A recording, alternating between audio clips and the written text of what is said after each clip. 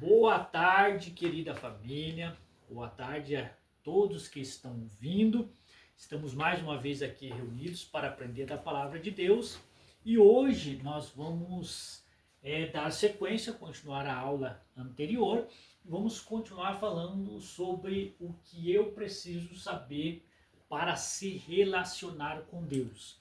Entendemos na aula passada que para se relacionar com Deus nós precisamos de três coisas: conhecimento, entendimento e sabedoria.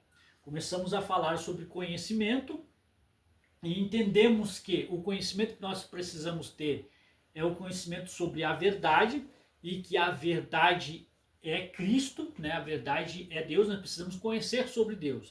E que a falta desse conhecimento faz com que nós venhamos nos perder e deixar de se relacionar com Deus. Conhecendo Deus, nós começamos a entender os atributos de Deus, conhecer os atributos de Deus. Entendemos que ele é trino, né? A doutrina da Trindade, que é apenas um Deus e três pessoas distintas. Aprendemos também que Deus ele é espírito, né? Portanto, para se relacionar com Deus nós precisamos ser espirituais. E hoje nós vamos falar sobre outro atributo de Deus, que Deus é santo. Então, vamos falar sobre a santidade de Deus. O que isto significa? O que é ser santo? Significa que Deus, ele é perfeito, vou colocar aqui do lado, perfeito, puro e separado do pecado. Como funciona isso na prática? Deus, ele sendo santo, significa que ele é puro, né? Ele não tem mancha nenhuma, não tem pecado nenhuma, ele é perfeito, ele não erra. E nesse caso, para se relacionar com alguém, com uma pessoa, ele não se relaciona com alguém que tenha pecado, porque ele não consegue ver o pecado, ele não consegue ouvir alguém que tenha pecado, e também ele não, muito menos, se aproxima de um pecador, ou se aproxima ali do pecado. Entendemos então que para se relacionar com Deus, nós precisamos ser como ele é. Precisamos ser santos. Veja lá, onde está escrito na Bíblia, lá em Apocalipse, capítulo 4, versículo 8, e esse versículo ele está falando exclusivamente sobre Deus, né? E ali, interessante que esse versículo também ele atesta sobre a Trindade. Então vai falar sobre a santidade de Deus e também sobre a Trindade. Olha só, diz assim, Apocalipse 4 e 8. E os quatro animais tinham cada um respectivamente 6 asas, e ao redor e por dentro estavam cheios de olhos, e não descansam nem de dia e nem de noite, dizendo: Santo, Santo e Santo é o Senhor. Então esses três santos está se referindo à Trindade. Santo é o Pai, Santo é o Filho e Santo é o Espírito Santo. É o Senhor Deus, o Todo-Poderoso, que era, e que é e que há de vir. Então ali está mostrando para nós vemos aqui na Bíblia, que nos mostra que Deus ele é santo. No entanto, como nós falamos, para que a gente se aproxime de Deus, para que a gente possa ter um relacionamento com Deus, nós precisamos ser santo, como diz lá, vamos ler lá em 1 Pedro, capítulo 1, do versículo 15 ao 16, fala sobre isso. Mas como é santo aquele que vos chamou, sede vós também santos em toda a vossa maneira de viver. Porquanto escrito está, sede santos, porque eu sou santo. Olha só. E como que ela consegue ser santo, né? Porque nós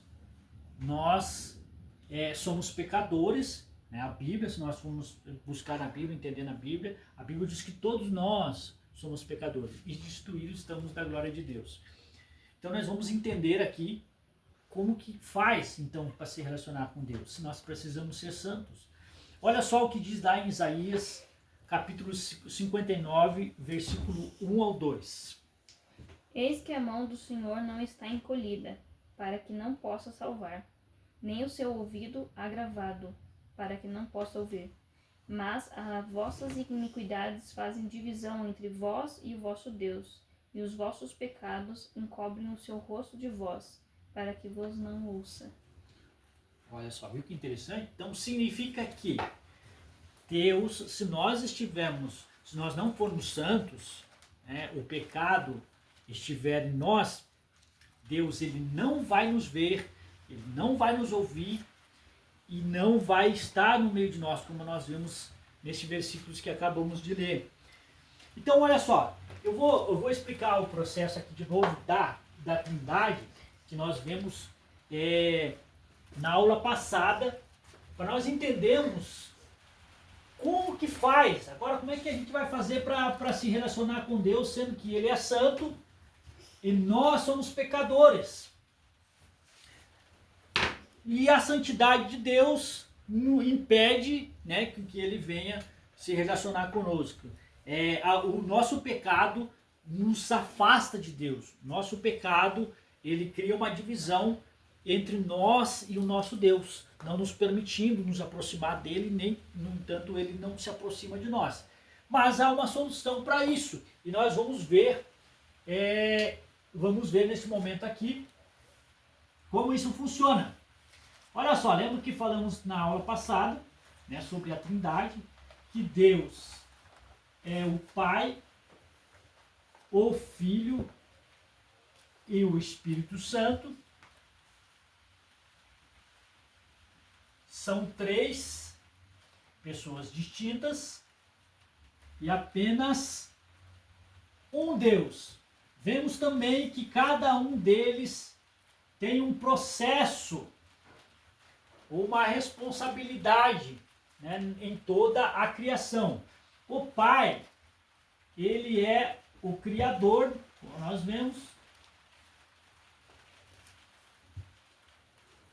Se você não lembra, pode, né, ver lá na aula passada, o vídeo da aula passada que explica bem isso.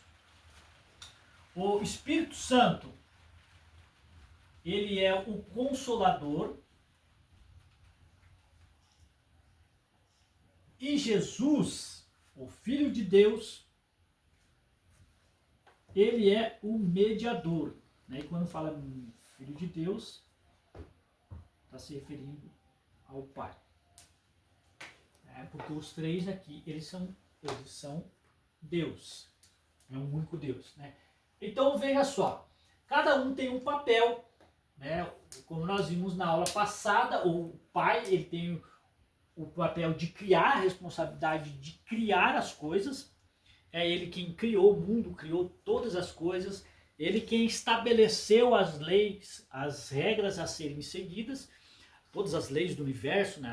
A lei da física, a lei de todo o funcionamento do universo, foi Deus que determinou. E as leis espirituais que a gente deve seguir, foi todo o Pai quem fez. O Consolador, ele nos ajuda a cumprir aquilo que o Pai quer, que o Pai determinou.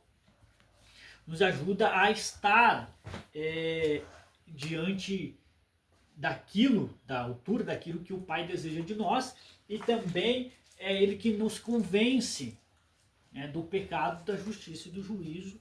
E isso faz com que esse convencimento, que a gente precisa de uma mudança, nós tenhamos acesso ao Filho, que é o que vai nos aceitar, né, vai nos aceitar como filho, vai é nos redimir-nos de todo o nosso pecado, perdoar os nossos pecados e vai nos regenerar, nos transformar numa nova pessoa, numa nova vida.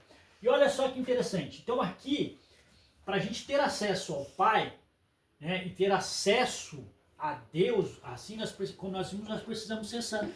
E é um processo, a santidade, o processo de santificação, ele depende de todos eles aqui. Veja só, o Pai, como ele criou todas as coisas, o papel dele, o processo dele, nesse momento de relacionamento com Deus, eu vou colocar aqui como um processo de criação.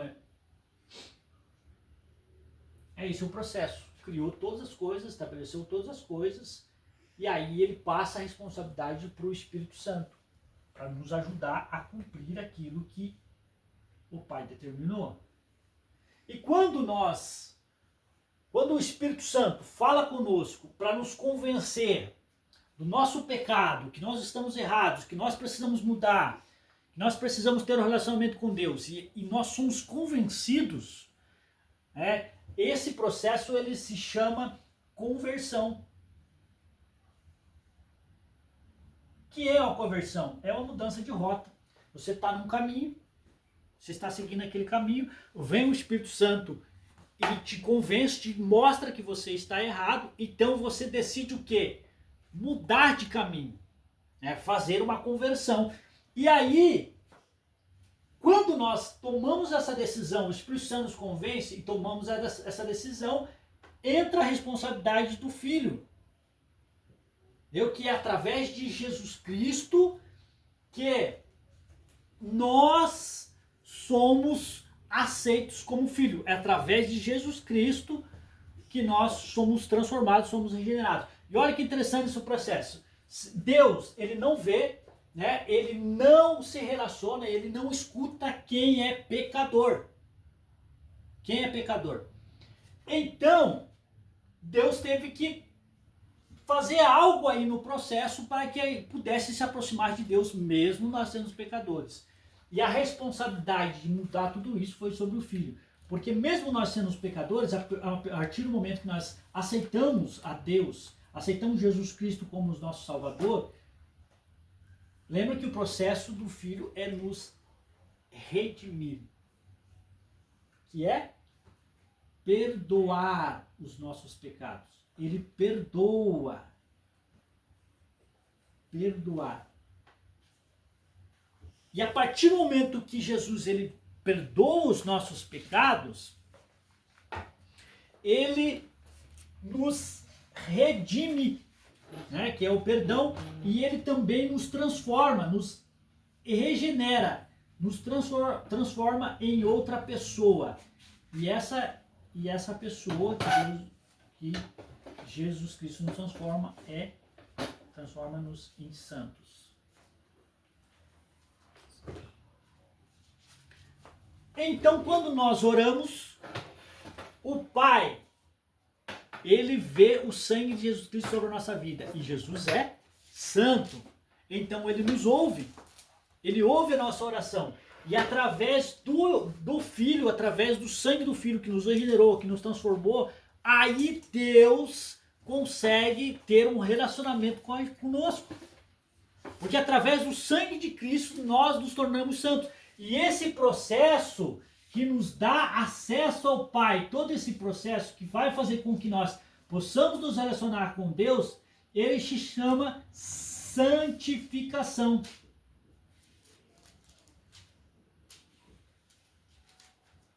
Então, nós precisamos desse processo para ter acesso ao Pai, porque é o Pai que vai atender as nossas orações. É o Pai que vai nos ouvir, que vai, se nós precisamos de algo, nós precisamos de ter alguma coisa, alguma necessidade, nós precisamos falar com Deus, para que Deus nos atenda àquela necessidade, nós precisamos ser santos. E se não tiver Jesus Cristo, não tiver feito todo esse processo na nossa vida, Deus, o Pai, não vai nos ouvir. Não vai se relacionar com Deus. Nós não vamos conseguir se relacionar com Deus. Ficou claro esse processo? Ficou alguma dúvida? Sim.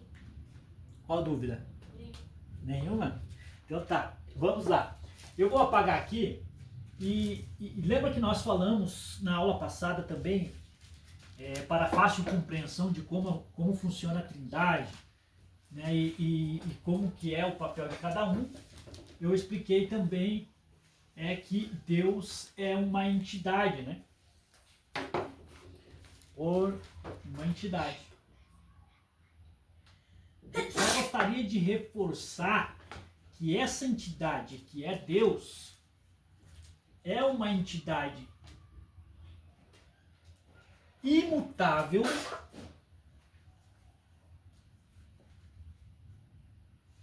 imutável.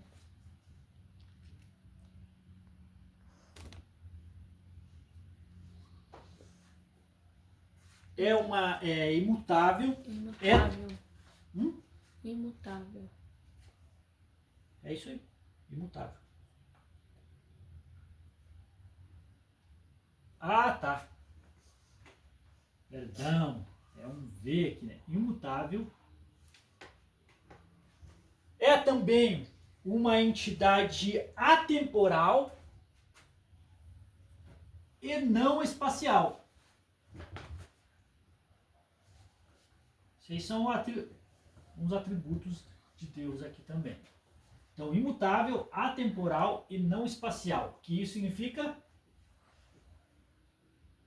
que Deus, ele não muda, ele é o mesmo hoje, o mesmo ontem, hoje e para sempre vai ser o mesmo.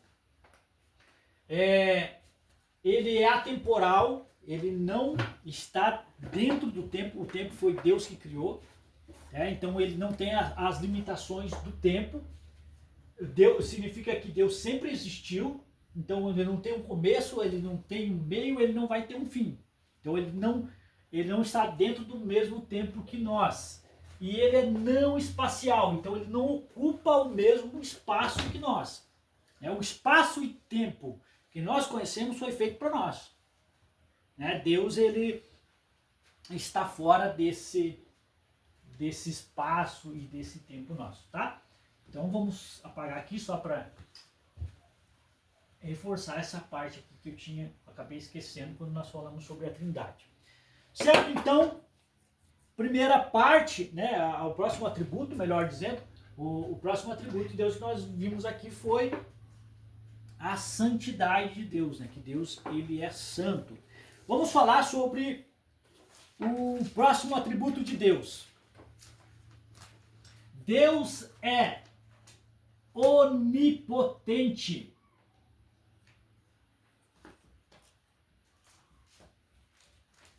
O que é ser onipotente? Significa que Deus tem todo o poder. Não existe ninguém mais poderoso do que Deus. E o seu poder não tem limites. Não tem limites. Na prática, como que isso funciona? Significa que Deus, ele tem o poder para fazer qualquer coisa que ele queira. Ele tem esse poder. O que está escrito lá na Bíblia? Aonde está escrito na Bíblia? Lá em Marcos, capítulo 10 e 27. Por favor. Jesus, porém, olhando para eles, disse: para os homens é impossível, mas não para Deus, porque para Deus todas as coisas são possíveis. Todas as coisas são possíveis para Deus. Isso demonstra a onipotência dele. Então ele não tem limite no poder. Mas vamos fazer uma ressalva aqui. Apesar de Deus ter todo o poder, e ele pode fazer o que ele quiser, ele também é fiel à sua própria palavra. A Bíblia diz que Deus não pode mudar a si mesmo. Então ele estabeleceu as leis que regem o universo, ele estabeleceu como deve ser o mundo, como deve ser todas as coisas, tanto lá no céu quanto na terra. Ele estabeleceu essas leis e ele não muda. Ele é fiel à fidelidade dele é tão grande que ele não muda essas coisas. Então isso nos dá uma confiança plena em Deus. Exemplo, né, a questão da própria, que nós falamos aqui, a questão dos próprios atributos de Deus, o fato de Deus ser Espírito, o fato de Deus ser Santo, e ele jamais vai se relacionar com alguém que tenha pecado, que não tenha sido regenerado pelo sangue de Cristo, né? Ele não vai falar com as pessoas, ou as pessoas vão ouvi-lo, vão tocá-lo, porque são regras que Deus estabeleceu e ele não quebra as próprias regras. Em algumas exceções, existem algumas exceções, que Deus ele não segue essas regras, mas não é com todo mundo, como eu digo, são exceções, porque ele tem um propósito para aquilo, né? E só tem que ser daquela forma. Vou dar um exemplo para vocês. No Antigo Testamento fala que Deus, apesar de ser Espírito, e o Espírito a gente não consegue ouvir, Deus falar, como nós estamos falando um com o outro aqui, com algumas pessoas específicas. Né? Deus falou com Noé, Deus falou com Adão, falou com Eva, falou com o próprio Abraão, porque não existia outra maneira de Deus conversar com as pessoas e falar qual era a vontade dele. Então, isso são exceções da própria lei de Deus. Por exemplo, nós sabemos que todos nós um dia vamos morrer. E a morte é inevitável e não tem retorno, né? Morreu, acabou-se. Mas, em algumas exceções, por algum propósito específico, Deus ressuscita alguém. A pessoa volta à vida, mesmo depois de morto, né? Então nós entendemos isso também. Que, de modo geral, as leis de Deus, as leis tanto físicas, espirituais, que ele estabeleceu, ele vai seguir de forma que ele não vai quebrar essas leis, né? Ele vai respeitar as próprias leis que ele criou. Certo? Então, olha só o que diz. Não, isso aqui nós vamos falar sobre a onipresença. Então, a onipotência é isso, esgotamos aqui o conteúdo, pelo menos por agora, sobre a onipotência de Deus. Agora nós vamos falar sobre outro atributo de Deus, que é a onipresença. Deus é onipresente. O que isso significa? Que Deus está em todos os lugares ao mesmo tempo.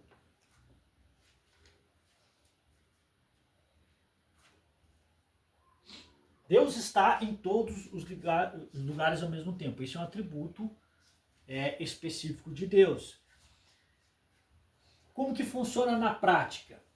O poder de Deus, como Deus é espírito, e como nós vimos também, ele não ocupa o mesmo espaço que nós, e nem o tempo.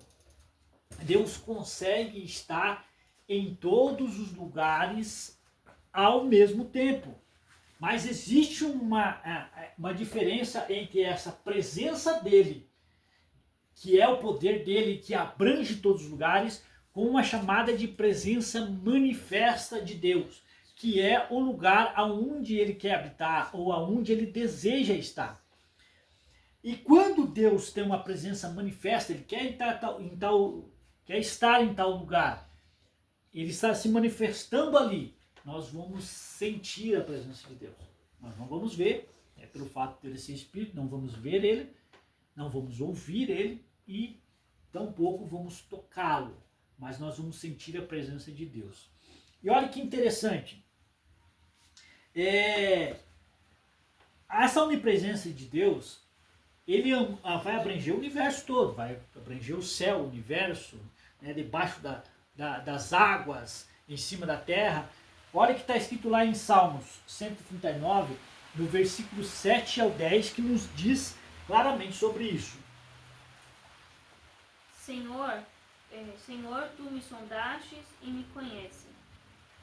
Tu me conheces o meu assentar e o meu levantar. De longe entendes o meu pensamento. Cercas o meu andar e o meu deitar, e conheces todos os meus caminhos. Sem que haja uma palavra na minha língua, eis que o Senhor tu conheces. É do 7 ao 10? Desculpa, o 7 ao 10. Para onde irei do teu espírito, ou para onde fugireis a tua face? Se subir ao céu, tu aí estás. Se fizer no Seol a minha cama, eis que tu ali estás também. Se tomar as asas da alva, se habitar nas extremidades do mar, até ali a tua mão me guiará e a tua destra me susterá. Obrigado.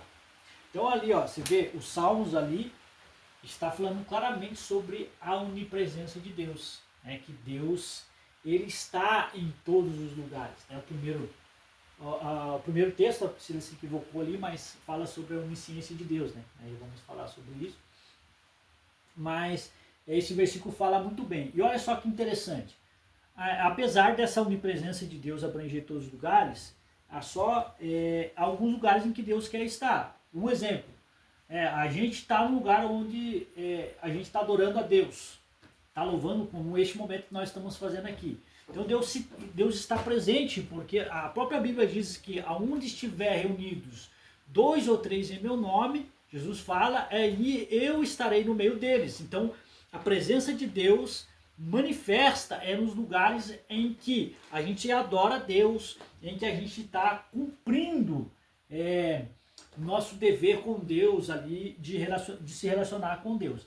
Em lugares em que as pessoas estão pecando, estão cometendo atrocidades ou violando a lei de Deus, Deus não vai querer estar naquele lugar, se manifestar ali, apesar de a presença dele estar abrangendo todos os lugares. Então há essa diferença, e a gente vai sentir a presença de Deus nos lugares em que Deus ele se manifesta. E olha só, quando a presença, quando Deus está presente em algum lugar, há um sentimento naquele lugar. Como nós sentimos a presença de Deus? Nós vamos sentir naquele lugar paz, nós vamos sentir segurança, e o que mais? Lembra lá? Alegria. Alegria.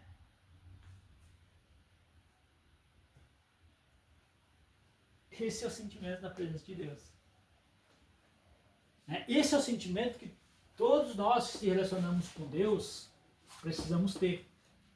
Porque Deus está presente em nossas vidas. E se Deus está presente em algum lugar, é um lugar de paz, é um lugar que você se sente seguro e é um lugar onde você se sente alegre. Então, um lugar que não tem a presença de Deus é o oposto. É o oposto. É um lugar onde você se sente inseguro. Você se sente inseguro, você não tem aquela segurança naquele lugar. E isso gera o quê? Medo. É um lugar onde nós temos medo e nós temos tristeza.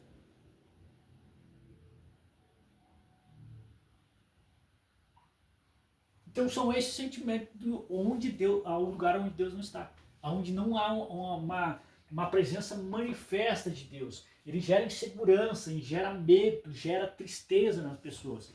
Então isso é algo que é um alerta para nós. Se nós temos um relacionamento com Deus, e nós vamos ver nas próximas aulas que Deus ele habita dentro de nós, o Espírito Santo habita em nós, e se o Espírito Santo habita em nós, nós precisamos ter esses sentimentos, que é o sentimento da presença manifesta de Deus. E se nós temos insegurança, ou estamos sentindo medo, ou estamos sentindo tristeza o tempo todo, é porque alguma coisa está errada. Ok? Então é isso aí. Isso é a onipresença de Deus, né? Deus é onipresente. E vamos falar agora sobre o último atributo de Deus. Deus é onisciente. Onisciente.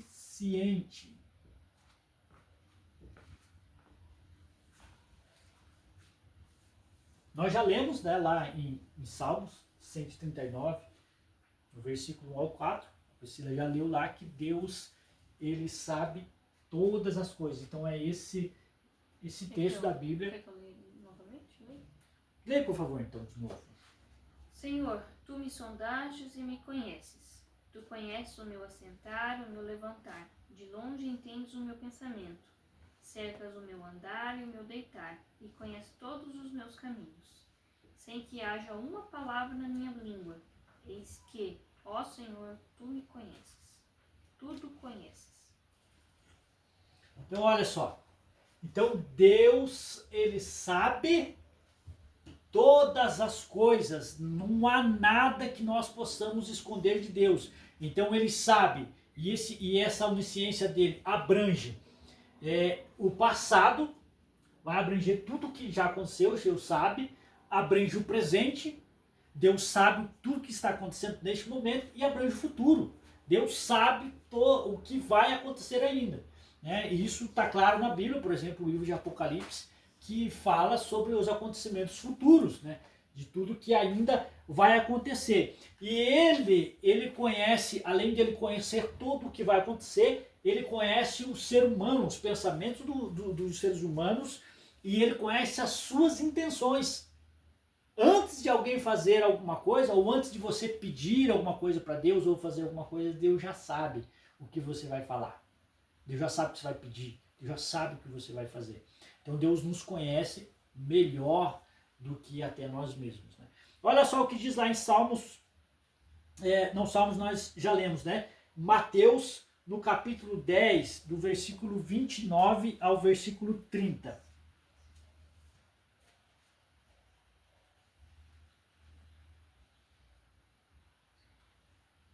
Pode ler. Não se vende 2 passarinhos por um ceitil? E nenhum deles cairá em terra sem a vontade de vosso Pai.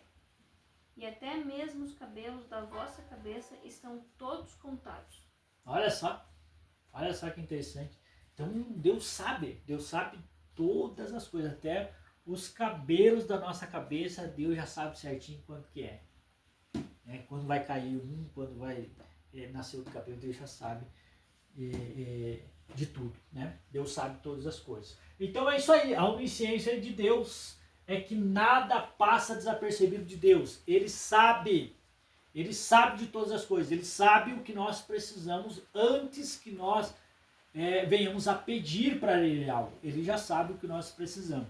Então vimos aqui sobre esse assunto, sobre o conhecimento sobre Deus, nós falamos tudo.